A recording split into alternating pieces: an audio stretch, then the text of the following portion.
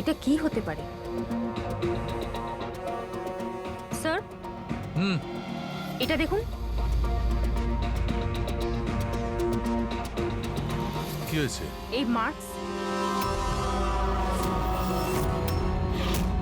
তাই তো, দাঁতের উপর এগুলো কি ফরেন অবজেক্টের মতো? এক্স্যাক্টলি, তার উপর দুজনের দাঁতেই রয়েছে। দুটো লোকের দাঁতের উপর কিছু একটা ফরেন বডির মতো কিছু একটা, কি হতে পারে? সারিকা, হ্যাঁ। এক কাজ করো, এসিপি সাহেবকে ফোন করো, ওনাকে বলে দাও কেসের সূত্র পাওয়া গেছে।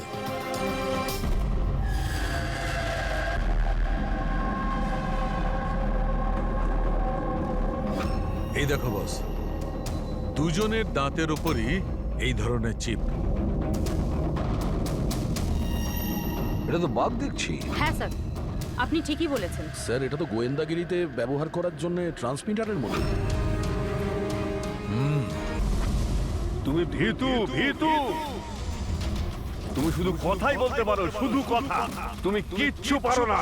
ক্ষমতা থাকলে কিছু করে দেখাও। তুমি কি আমার কথা শুনতে পাচ্ছ? যদি আমার কথা শুনতে পাও তাহলে আমি যা বলছি তা তোমাকে করতে হবে। মেরে ফেলো, মেরে ফেলো ওকে। আমার কথা শোনো, আর যা আমি বলছি তা তুমি করো। মেরে ফেলো ওকে। ইওর অনার, সমস্ত সাক্ষী আর প্রমাণ এটাই বলছে যে এই খুন ইনি করেছেন।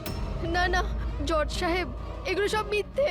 মিথ্যে তো আপনিই বলছেন ম্যাডাম, খুন আপনিই করেছেন। না জজ সাহেব, আমি একদম নির্দোষ, এগুলো সব ভুল। ইওর অনার, ইওর অনার, হ্যাঁ হ্যাঁ, আমি শুনছি, বলো কি বলতে চাও। ইওর অনার, আমার প্রতিপক্ষ বন্ধুর মানে নীলেশ বাবুর কাছে প্রমাণ করার মতো কিছুই নেই। কোর্টের মূল্যবান সময় যেন নষ্ট না হয়। ইওর অনার, কোর্টের সময় নিঃসন্দেহে মূল্যবান, কিন্তু তার থেকেও অনেক বেশি মূল্যবান একজন নির্দোষের জীবন। আমি প্রমাণ করে দেবো। আমার কথা শোনো, আর যা আমি বলছি তা তুমি করো। মেরে ফেলো অর্ডার ওকে। অর্ডার, রায় ঘোষণার আগে আদালত 2 ঘন্টার জন্য স্থগিত রাখা হচ্ছে। That's all.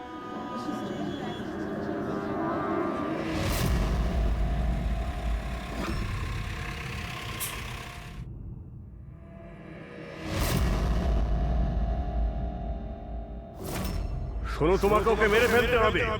তুমি এটা করতে পারো। ওর বেঁচে থাকার কোনো অধিকার নেই। ওকে মরতেই হবে। ওকে মেরে ফেলো, ওকে মেরে ফেলো তুমি।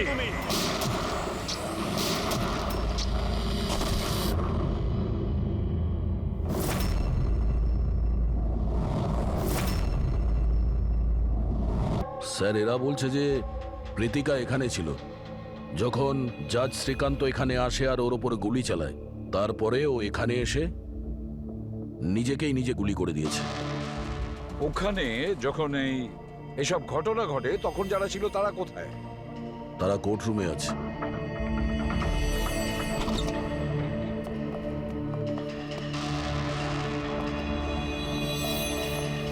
আচ্ছা, একটু ডিটেলসে বলবেন এখানে কি হয়েছিল? স্যার, এই কেসটার শুনানি চলছিল। জজ সাহেবের শরীরটা হঠাৎ খারাপ হয়েছিল। উনি 2 ঘন্টার বিশ্রাম নিয়েছিলেন। আর হঠাৎই নিজের চেম্বারে এসে নিজেকে আর অভিযুক্তকে গুলি করে মারেন। কিন্তু ওনার কাছে তো বন্দুক থাকতো না। ওনার কাছে বন্দুক কোথা থেকে এলো? সে তো আমরাও বলতে পারছি না যে গান এলো কোথা থেকে, তবে ওনার কাছে একটা গান ছিল। তার মানে বন্দুকের ব্যবস্থা আগে থেকেই করে রেখেছিল। মনে হচ্ছে জজ সাহেব পুরো প্ল্যান করেছিলেন প্রীতিকাকে খুন করার জন্য। মনে তো তাই হচ্ছে। আচ্ছা, জজ সাহেবের এই কেসের সঙ্গে কোনো পার্সোনাল ইনভলভমেন্ট ছিল? না না স্যার, সেরকম কিছু নয়। প্রীতিকার সাথে কোনো ব্যক্তিগত শত্রুতা? জজ সাহেব তো খুবই বুঝদার মানুষ ছিলেন। কেসের প্রত্যেকটা দিক খুব মনোযোগ সহকারে লক্ষ্য করতেন স্যার। বেশ কয়েকদিন ধরে আমার এটাই মনে হচ্ছিল যে কিছু না কিছু গন্ডগোল আছে।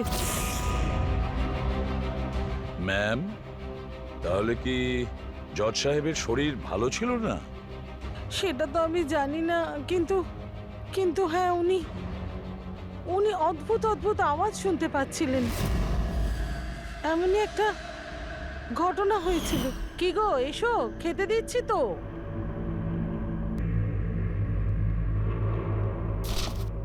এই প্রতিবেশীদের কথার আর শেষই নেই, যখন খুশি যা খুশি বলে যাচ্ছে।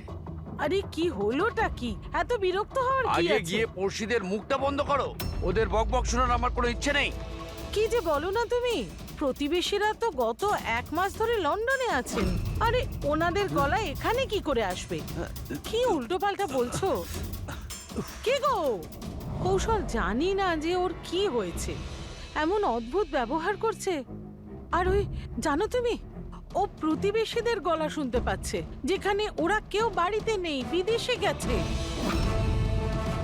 কাকে বলছো এইসব? কাকে বলছো? আর তুমি কি মনে করো আমি মিথ্যে কথা বলছি? কি দেখছো এইভাবে? নাটক বন্ধ করো। বলো, তোমরা এই ঘরে কি লুকিয়ে রেখেছো? বলো আমাকে, বলো। আমি সব জানি, সব জানি আমি। তুমি আমাকে পাগল করার চেষ্টা করছো না? হ্যাঁ, কি যে বলো না তুমি, কি হয়েছে তোমার? হ্যাঁ, নিজের অবস্থা দেখো, কি দশা হয়েছে তোমার। আর এখানে কেউ নেই, কার গলা শুনতে পাচ্ছ তুমি? নন্দিনী, আমি ওদের কথা শুনতে পাচ্ছি। এখানেই আছে, এখানেই আছে, কিন্তু আমি কারো কথা শুনবো না, কারোর কথা শুনবো না। আচ্ছা, ওনার কোনো মানসিক রোগ ছিল না তো? না না স্যার, 15ই এপ্রিল অবধি তো উনি ভালোই ছিলেন। কিন্তু হ্যাঁ, রেড ক্যান্ডি হসপিটালে যে গেলেন, তারপর থেকেই এই সমস্ত ঘটছে। Red candy hospital? হ্যাঁ, স্যার, এই হসপিটালে গিয়ে দেখি কি হয়েছিল ওখানে যে হঠাৎ এই জজ সাহেব এরকম ব্যবহার করতে শুরু করলেন। স্যার, এই কেসটায় তাহলে আর বাকি কি রইল? যেই লোকটা খুন করেছিল সেই নিজেকে মেরে ফেললো। সেটাই তো খোঁজ নিতে হবে ফেডরিক, সেটাই তো খোঁজ নিতে হবে যে একজন জজ সাহেব তার সামনের অভিযুক্তকে কেন গুলি করলেন, আর খুনই বা কেন করলেন, আর তাছাড়াও তারপরে নিজেকে উনি গুলি করলেন কেন? স্যার, হসপিটাল অথরিটি বলল যে জজ সাহেব এখানে সাইকিয়াট্রিক ট্রিটমেন্টের জন্য নয়, বরঞ্চ ডেন্টিস্টের সঙ্গে কথা বলতে এসেছিলেন। ডেন্টিস্টটা কে? Sir, doctor Raman. Hello sir, বলুন আপনাদের কি হেল্প করতে পারি? এখন তো আপনি ডক্টর রমনকে ডাকুন, আর সঙ্গে ওর অ্যাসিস্ট্যান্ট। ডক্টর রমন, 15ই এপ্রিল জজ সাহেব শ্রীকান্ত আপনার সঙ্গে দেখা করতে এসেছিল। আগে হ্যাঁ স্যার, কিন্তু ওনার মৃত্যুর সাথে আমার কি সম্পর্ক? আমাকে কেন জিজ্ঞেস করছেন? আমরা এটা জানতে চাইছি যে যখন আপনি ওনাকে দেখেছিলেন তখন ওনার কি মাথার কোনো সমস্যা ছিল? না স্যার, আমি তো সেরকম কিছু দেখিনি। স্যার, ওনার মানসিক কোনো রকম রোগ ছিল না। উনি 9 বছর ধরে ডক্টর রমনের পেশেন্ট। 9 বছর ধরে? তার মানে আপনারা ওনার সম্বন্ধে অনেক কিছুই জানেন? অনেক কিছু নয় স্যার, সব কিছু। আচ্ছা, আর কি জানেন একটু বলতে পারবেন? আপাতত এইটুকুই বলতে পারি যে উনি খুব শর্ট টেম্পার ছিলেন, খুব তাড়াতাড়ি উনি রেগে যেতেন, বাট মানসিক অসুস্থ নয়। যদি ওনার কোনো মানসিক রোগই না থাকে তাহলে উনি আওয়াজগুলো কেন শুনতে পেতেন? কি হয়েছিল কি ওনার? কিন্তু স্যার, আপনি এর মধ্যে মেডিকেল এক্সপ্লেনেশন কেন খুঁজছেন? আমরা এতটা মেডিকেল এক্সপ্লানেশন কেন খুঁজছি? দয়া, কোনো লোক হঠাৎ করে কারোর ওপরে এভাবে কেন গুলি চালাবে? সে কি নর্মাল মানুষ? না, কিছু না কিছু গোলমাল আছে, কিছু তো একটা আছে, কিন্তু কি?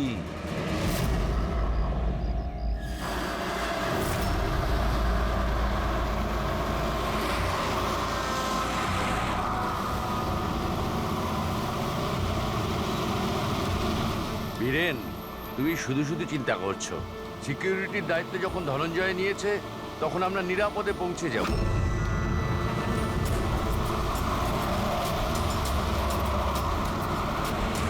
সে কথা তো ঠিক, কিন্তু আপনি তো হুমকি পাচ্ছেন। দেখো বীরেন, আমাদের এই কাজে অনেক হুমকি টুমকি আসে, আর এইসব হুমকি টুমকিতে আমি একেবারেই চিন্তিত নই। তা নয়, ভয় তো আমিও পাচ্ছি না, কারণ আমি ধনঞ্জয় আর টিমকে পুরো ভরসা করি।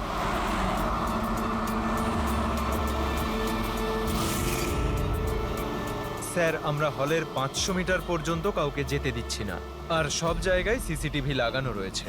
এটা খুব সহজ ধনঞ্জয়, ভীতু হয়েও না। আমি জানি এই কাজ তুমি সম্পূর্ণ করবে, তাও একেবারে নিজের হাতে। তুমি শুনতে পাচ্ছ তো ধনঞ্জয়? তুমি ভীতু নও, ভীতু নও, তুমি ভীতু নও, তুমি তুমি এই কাজটা সম্পূর্ণ স্যার। করবে। ব্লক বিয়ের অ্যারেঞ্জমেন্টের ব্যাপারে তুমি কি বলছিলে? স্যার আমি ব্লক বীর সম্বন্ধে কথা বলিনি। স্যার আপনি ঠিক আছেন তো? আপনার শরীর খারাপ মনে হচ্ছে। আমার শরীর ঠিক আছে, একদম ঠিক আছে।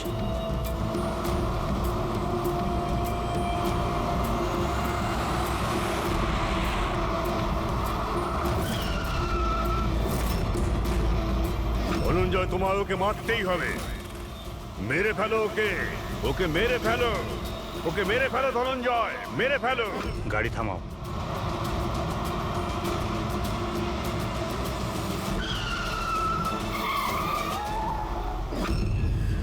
এখানে গাড়ি থামালো কেন? স্যার কি হলো? এগিয়ে যাও ধনঞ্জয়, তোমার মিশনকে কমপ্লিট করো। মেরে ফেলো ওকে, ভীত হয়েও না ধনঞ্জয়, মেরে ফেলো ওকে। তুমি তুমি এটা করতে পারো। ধনঞ্জয় এদিকে কেন আসছে? এগিয়ে যাও ধনঞ্জয়, ওকে মেরে ফেলো, মেরে ফেলো ওকে, ওকে মেরে ফেলো। আমি দেখছি, দাঁড়াও। ওকে, কি হয়েছে ধনঞ্জয়? গাড়ি আটকালে কেন? তুমি এটা করতে পারো ধনঞ্জয়, ওকে মেরে ফেলো।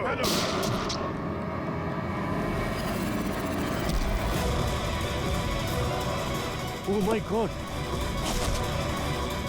সঞ্জিত বাবু, আপনার কি হলো? ধনঞ্জয়, এসব কি করলে তুমি?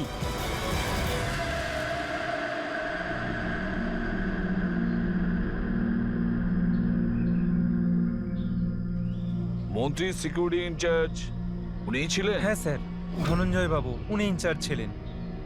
অদ্ভুত স্যার, যাকে বডিগার্ড রেখেছিল সেই মেরে দিল।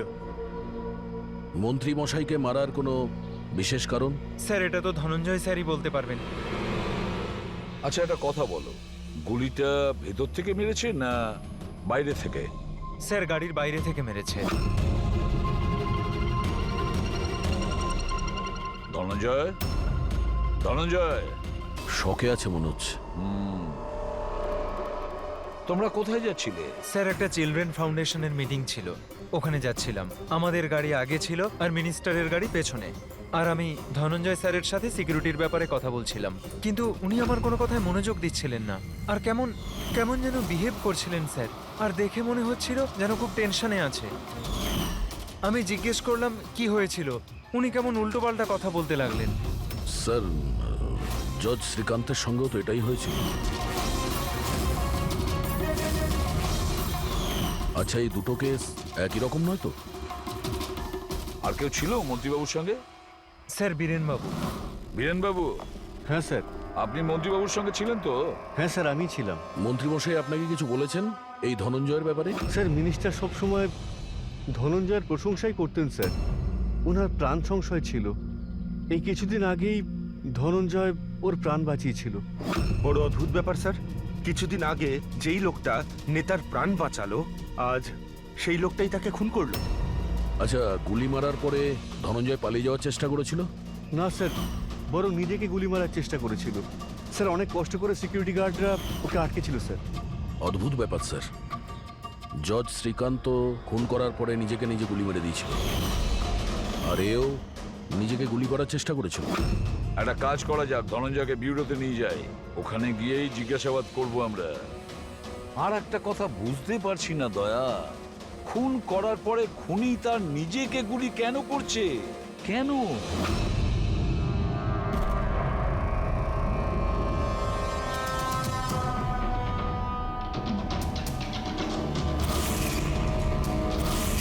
বস, ডক্টর রেনু, ইনি ক্রিমিনাল সাইকোলজির উপর রিসার্চ করছেন। হ্যাঁ, এই দুজনের কেস এনাকে বলা হয়েছে? Yes boss.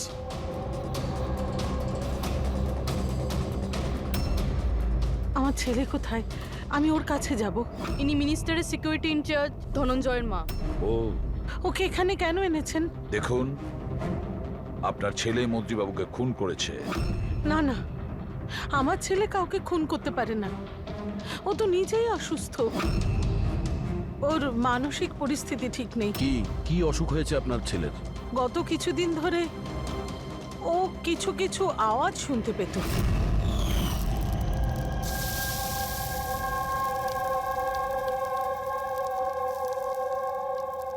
ধনঞ্জয়, কি হয়েছে বাবা? চিন্তিত মনে হচ্ছে। অফিসে কোনো প্রবলেম আছে নাকি? কোনো টেনশন? দুদিন ধরে তুই আমার সঙ্গেও ভালো করে কথা বলছিস না। কেউ তো আছে এখানে। শোন না, আমি তোর ফেভারিট রান্না করছি, পালং শাক। এই ঘরে তুই- কেউ তো আছে যে আমার সাথে কথা বলছে। আরে আমি তো বকর বকর করছি, আর কে কথা বলবে তোর সাথে? কেউ তো আমাদের ছাড়াও আছে এই বাড়িতে যে আমার সাথে কথা বলছে। মা, মা, কেউ তো আছে এই বাড়িতে আমাদের ছাড়াও। মা, আমার অদ্ভুত সব আওয়াজ আসছে কানে। কেউ আমার সাথে কথা বলছে। আমরা দুজন ছাড়া আর কেউ নেই বাড়িতে। কেউ আছে যে আমার সাথে বন্ধ হয়ে গেল আওয়াজটা। আবার আসছে, আবার এই আসছে। ধনঞ্জয়, কেউ নেই, কেউ আরে নেই কেউ বলছি। তো আছে মা এখানে। কেউ নেই বাবা, তুই এখানে বস।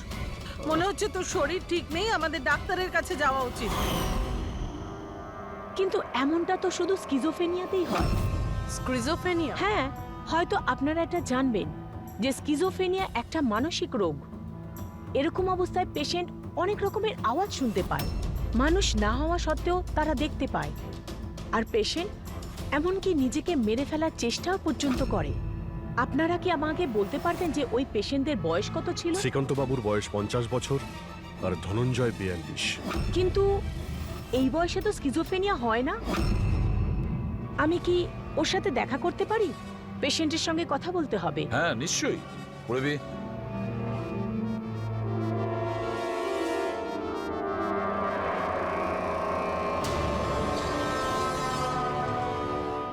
ধনঞ্জয়, তুমি সঞ্জিতকে কেন মেরেছো? তোমায় কিছু জিজ্ঞেস করলাম। ধনঞ্জয়, তুমি সঞ্জিতকে কেন মেরেছো? অদ্ভুত সব আওয়াজ কানে আসছিল যে আমাকে উত্তেজিত করছিল। বলছিল যে আমি একটা কাপুরুষ। কাপুরুষ আমি একটা। আমি কারো খুন করতে পারবো না। আর ওই আওয়াজটা আমায় এমন উত্তেজিত করলো যে আমি খুনই করে দিলাম।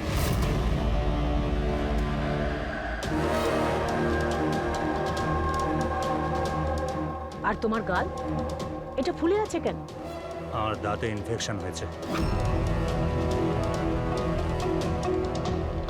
জজ শ্রীকান্ত, ওরও তো দাঁতে ইনফেকশন ছিল স্যার। হ্যাঁ, আমার ছেলেরও দাঁতের চিকিৎসার পর থেকেই ওর শরীর খারাপ হচ্ছিল। কি দাঁতের চিকিৎসা করানোর পরে আপনার ছেলে শরীর খারাপ হয়? এই কোন ডেন্টিস্টের কাছে ট্রিটমেন্ট করিয়েছেন?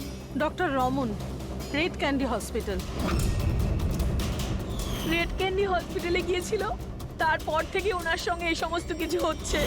কিরকম কোইন্সিডেন্স দেখেছো? ধনঞ্জয় আর শ্রীকান্ত দুজনেরই দাঁতের প্রবলেম, দুজনের ডেন্টিস্ট এক, আর ওদের দাঁতের চিকিৎসা করার পরেই শরীরটা খারাপ হয়েছে। এটা কিরকম কোইন্সিডেন্স? গন্ডগোল আছে, অনেক গন্ডগোল আছে। এই ধনঞ্জয় আর জজ শ্রীকান্তর দাঁতের এক্সরে বের করো, বোঝা তো যাবে এর পেছনে কি কারণ আছে।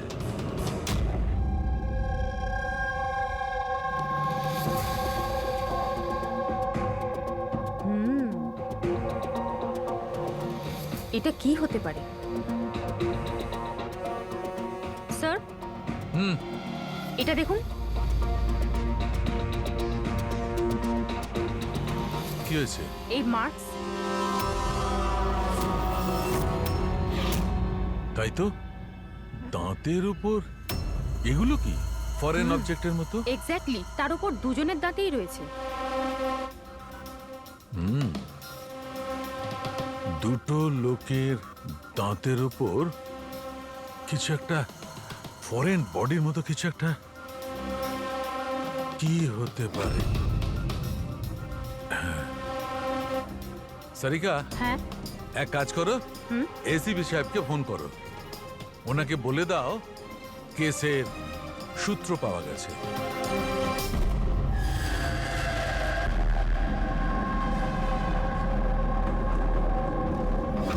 এই দেখো বস, দুজনের দাঁতের উপরই এই ধরনের চিপ।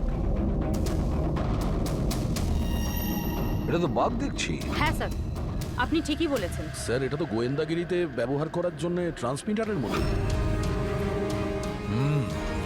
বস, এর জন্যেই শ্রীকান্ত আর ধনঞ্জয় ওই আওয়াজ শুনতে পেত।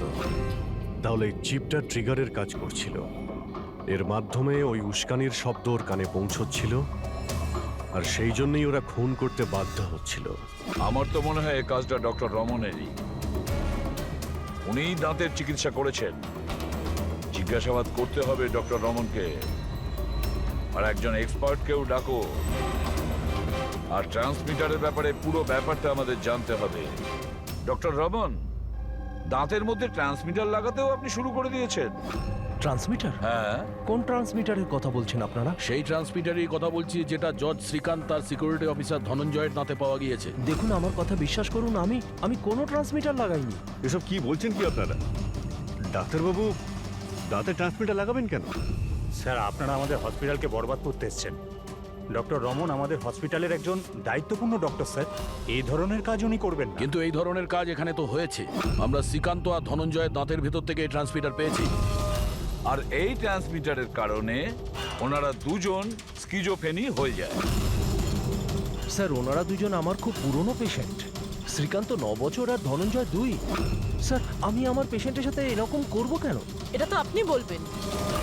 কেন ট্রান্সমিটার লাগালেন? আমার কথা বিশ্বাস করুন, আমি কোনো ট্রান্সমিটার লাগাইনি। কারণ ওনার কাছে ট্রান্সমিটার লাগানোর আর তাকে মোলার ইমপ্ল্যান্ট করানোর ট্রেনিংই নেই। উনি শুধুই একজন ডক্টর, ভালো দাঁতের ডক্টর। আর স্যার, আমরা এখানে দাঁত লাগিয়ে থাকি, বানাই না। দাঁত তো অর্ডার দিলে বাইরে থেকে আসে। কোথা থেকে অর্ডার করেন আপনারা দাঁত? ডেনজা biocare. ডেনজা biocare. Hendrick, Pankaj, doctor রমনের চেম্বারটা ভালো করে চেক করো। প্রতিটা কোণা ভালো করে দেখো। আর কতজনের দাঁত ইমপ্ল্যান্ট করেছেন? তাকে প্রায় 20 জনের। আচ্ছা, তাহলে ওই 20 জনের নাম আর ঠিকানা আমাদের চাই।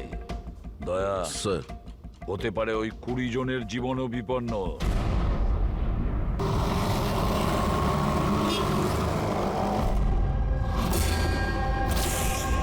কিছু বুঝতে পারছো? হ্যাঁ স্যার, একটু একটু বুঝতে পারছি। এই ট্রান্সমিটারটা ছোট্ট হলেও বেশ পাওয়ারফুল।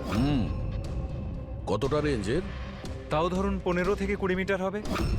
এই ট্রান্সমিটারের সাহায্যে কাউকে কন্ট্যাক্ট করতে চাইলে 15 থেকে 20 মিটারের মধ্যে থাকতে হবে। এর কি ফ্রিকোয়েন্সি ট্র্যাক করা যাবে? নিশ্চয়ই ট্র্যাক করা যাবে, কিন্তু তার আগে আমাদের জানতে হবে এই ট্রান্সমিটার কত হার্টজে কাজ করে।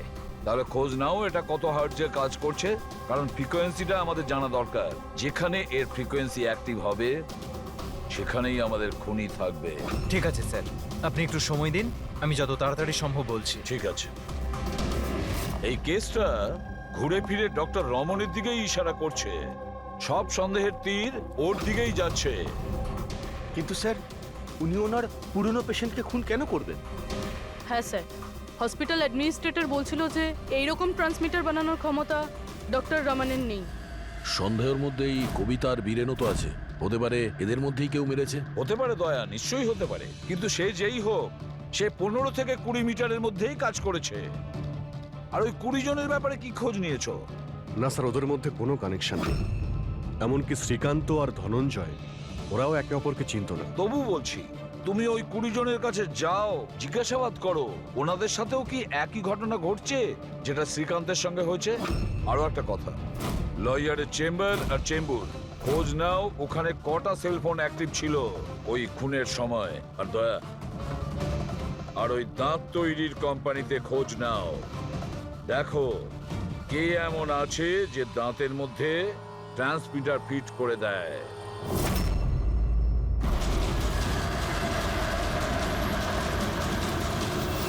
বিনয় তো আপনারই নাম। হ্যাঁ, আমার নামই বিনয়। সরি, চিনতে পারলাম না। আমরা সিআইডি অফিসার। কেন স্যার, আমি কি কোনো ভুল করেছি? না না, আপনি কোনো ভুল করেননি। অ্যাকচুয়ালি আমরা একটা কেসের ব্যাপারে জিজ্ঞাসাবাদ করতে এসেছি। আপনার দাঁতের মধ্যে কোনো প্রবলেম ছিল না? হ্যাঁ। আচ্ছা, চিকিৎসা কোথায় করেছিলেন আপনি? Red candy hospital. আচ্ছা, ট্রিটমেন্ট করানোর পরে আপনার কোনো সমস্যা হয়েছে? আই মিন, কোনো অদ্ভুত ধরনের শব্দ শুনতে পাচ্ছেন বা মানে কেউ কোনো অর্ডার দিচ্ছে কিছু করার জন্য? না সেরকম কিছু নয়, তবে দু একবার ব্যথা হয়েছিল। সে তো নর্মাল, দাঁত লাগাবেন যখন একটু আধটু ব্যথা তো করবে। ঠিক আছে, যদি কোনো সমস্যা হয় তাহলে আপনি অবশ্যই আমাদের বলবেন। আর হ্যাঁ, অচেনা কারোর কোনো কথা শুনবেন না, আর কেউ যদি ডাকে কোনো অচেনা জায়গাতে যাবেন না। ওকে, ঠিক আছে, ঠিক মনে আছে। রাখবেন কথাগুলো। ঠিক আছে। ডক্টর রমন খুবই ভালো। দাঁত লাগানোর পর আমার খুব একটা কিছু প্রবলেম হয়নি। আপনি কোনো আওয়াজ শুনতে পান? কি বললেন বুঝলাম না। না, যাদেরকে ডক্টর রমন দাঁত লাগিয়েছে তাদের মধ্যে কয়েকজন অদ্ভুত ধরনের আওয়াজ শুনতে পাচ্ছে। না, আমার সাথে তো এরকম কিছুই হয়নি। আচ্ছা, যদি আপনার সঙ্গে এমন কিছু হয় আপনি কিন্তু আমাদের ইনফর্ম করবেন। Yeah sure. আপনারা এখানে দাঁত বানান না মিনিয়েচার ট্রান্সমিটার? মানে কি স্যার? মানে এটাই যে এখানে দাঁতের মধ্যে ট্রান্সমিটার ফিট করা হয়, খুন করার ষড়যন্ত্র করা হয় এখানে। হ্যাঁ না স্যার, আপনাদের কোথাও ভুল হচ্ছে স্যার। আমরা এই ধরনের ইলিগাল কাজ এখানে করি না। ইল্লিগাল কাজ হয়েছে এখানে। এই দেখুন, রেড ক্যান্ডি হসপিটালে আপনারাই দাঁত পাঠিয়েছিলেন তাই না? আগে হ্যাঁ ম্যাডাম। তার ভিতরে ট্রান্সমিটার ফিট করা ছিল। জজ শ্রীকান্ত আর সিকিউরিটি অফিসার ধনঞ্জয়ের দাঁত এখানেই বানানো হয়েছিল না? দাঁড়ান স্যার, চেক করে বলছি।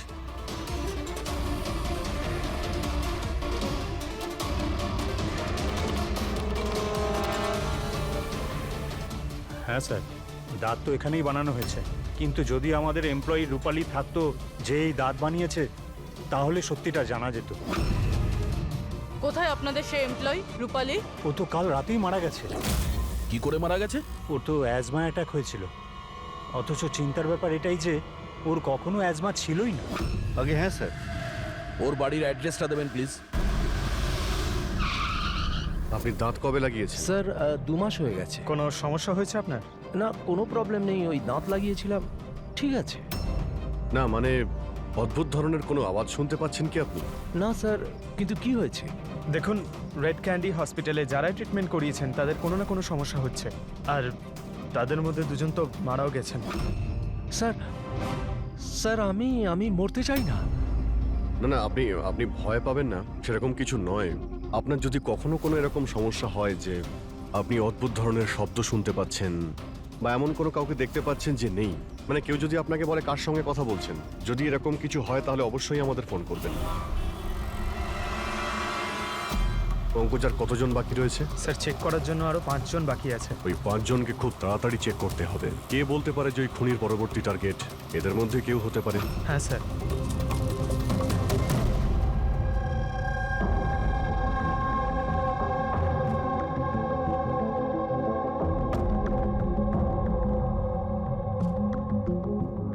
হ্যাঁ শোনো, কিছু জানতে পারলে?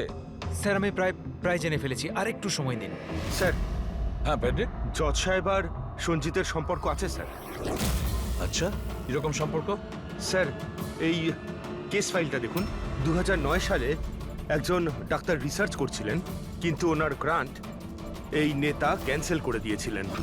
আর ডক্টরের প্র্যাকটিস করার লাইসেন্স ক্যান্সেল করেছেন মিনিস্টার সঞ্জিত, আর ওর শাস্তি ঘোষণা করেছে শ্রীকান্ত বাবু, আর নাম হলো ডক্টর ললিত। স্যার, এই ডক্টর ললিত আসলে কে? খোঁজ নিতে হবে ডক্টর ললিত কে আর কি ব্যাপারে তিনি রিসার্চ করছেন।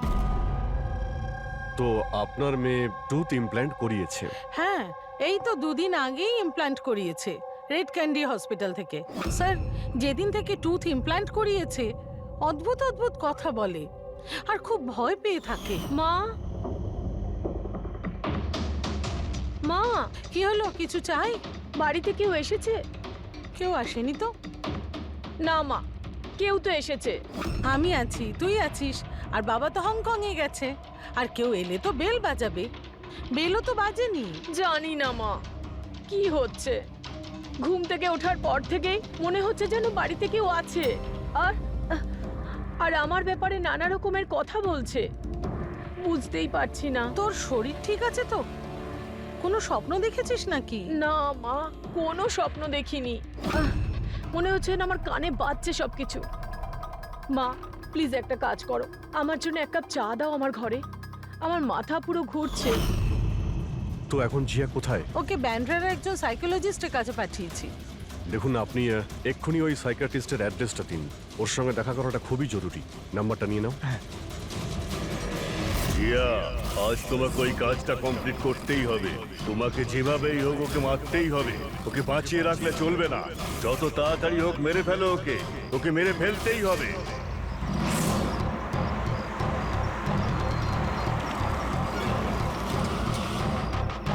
কোথায় যাবেন ম্যাডাম? JK market.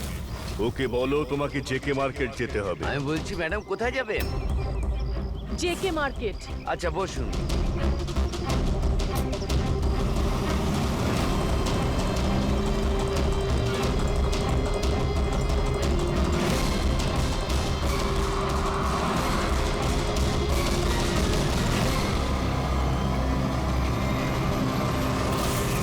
জিয়া তুমি ভীতু, ভীতু তুমি।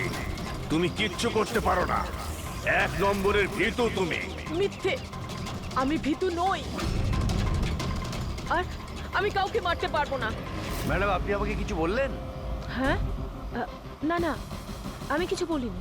না, কিছু বলিনি, আমি এমনি একা একা কথা বলছিলাম।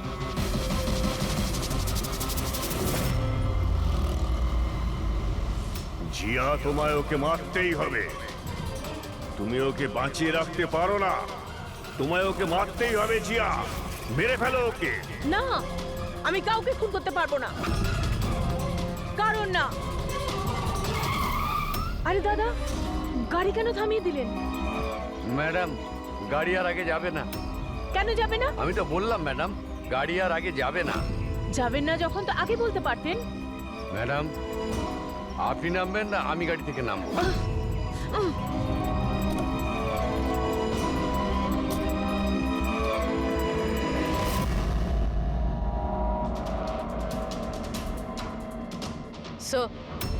স্যার ওয়াচম্যান আর প্রতিবেশীরা বলছিল রূপালী 3 মাস আগে শিফট করেছিল আর একা এসেছিল।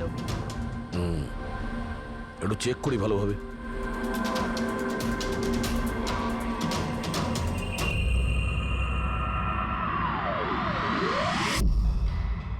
এটা কি?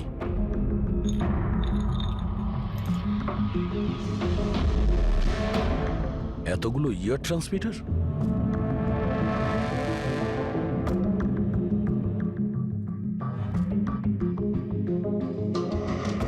ডক্টর রমনের পেশেন্টদের পুরো ডিটেলস আছে এখানে। এই দেখো স্যার এই জিয়া তো সেই যার ব্যাপারে অভিজিৎ স্যার আমাদের বলেছিল। স্যার এই রূপালী এ কারোর হাতের পুতুল ছিল না তো? হতে পারে, হতে পারে খুনি জেনে গেছে যে আমরা রূপালী পর্যন্ত পৌঁছে যাব, তাই মেরে দিয়েছে ওকে।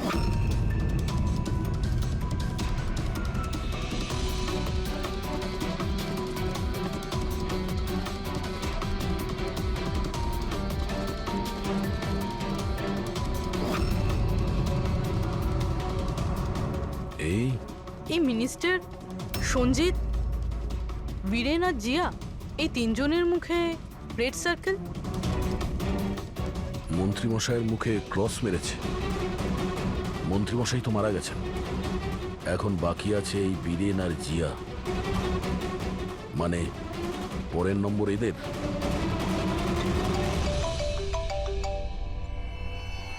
হ্যাঁ অভিজিৎ। দয়াই জিয়া সাইকিয়াট্রিস্টের সঙ্গে দেখা করতে গিয়েছিল, কিন্তু ওখানেও পৌঁছয়নি।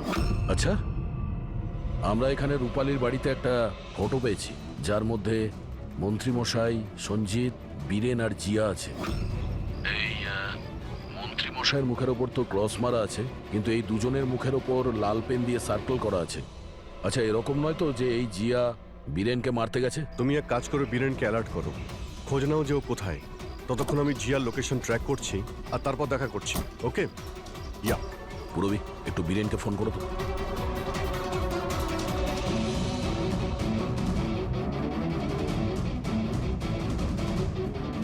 স্যার বীরেনের ফোন তো বন্ধ আসছে।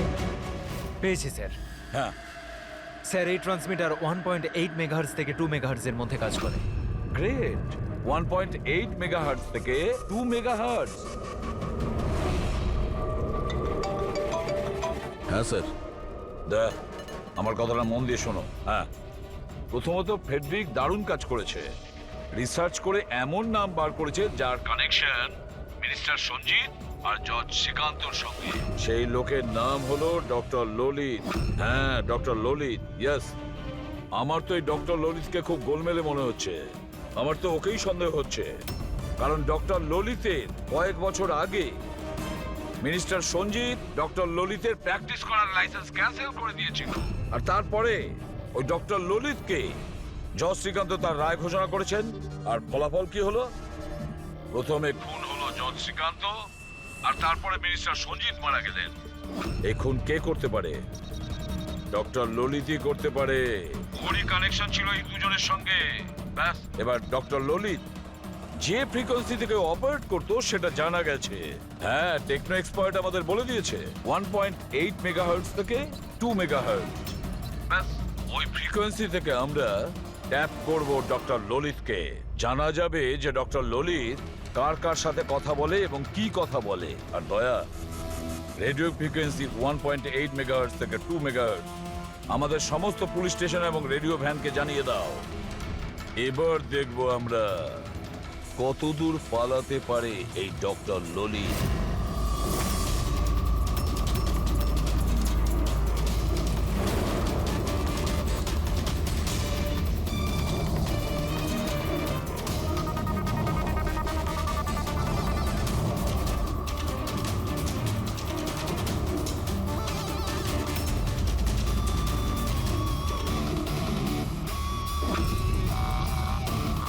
এই ফ্রিকোয়েন্সিতে কোনো কিছু নজরে আসছে না? যখনই কথা বলবে ধরা পড়ে যাবে। পুরো মুম্বাই এই ফ্রিকোয়েন্সিটাকে প্রত্যেক 5 কিলোমিটার অন্তর ট্র্যাক করছে। যদি জিয়া বীরেনকে মারতে যায় তাহলে সেই খুনি 1.8 বা 2তে নিশ্চয়ই আসবে।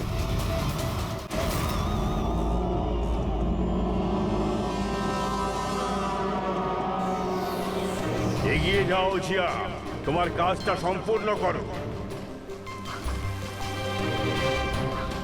এটা কে হতে পারে যে সঞ্জিতের খুনের ব্যাপারে আমাকে এখানে ডেকে পাঠিয়েছে? জিয়া, ওকে মারতে হবে তোমায়। ওর বেঁচে থাকার কোনো অধিকার নেই।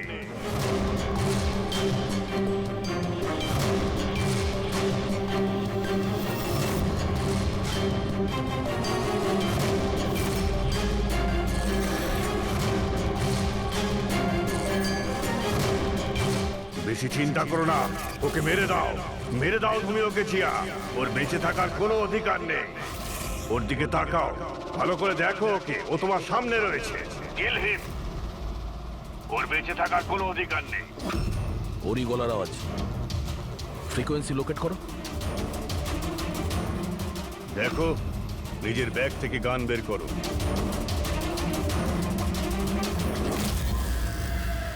জিয়া, তুমি ভীতু নও। Shoot him, shoot him. Location কি বলছে? স্যার, জেডি মার্কেট মারোল দেখাচ্ছে।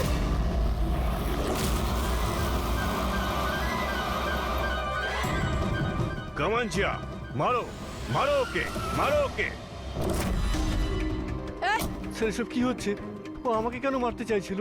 কেউ আমাকে ফোন করে বলে যে সঞ্জিতের খুনের ব্যাপারে আমাকে বলবে। ঘাবড়াবেন না, এটা একটা প্ল্যান ছিল। আপনি এখন সেফ আছেন, আপনি যেতে পারেন। ওকে স্যার, আমি যাচ্ছি। ওই খুনি এখানেই কোথাও আছে, ভিড়ের মধ্যে মিশে রয়েছে। সিগন্যাল তো এখানেই দেখাচ্ছে, এখানে।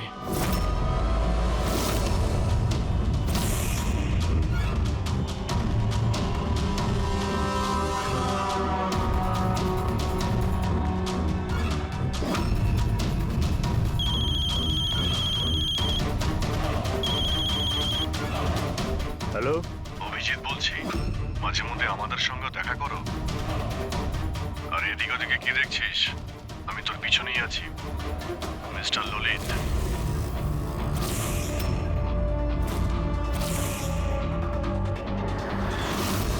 হসপিটালের অ্যাডমিনিস্ট্রেটর পবন। অপরাধী যতই তার নাম বদলাক আর তার বেশ বদলাক, একদিন না একদিন তাকে ধরা পড়তেই হয়। কি, চলো।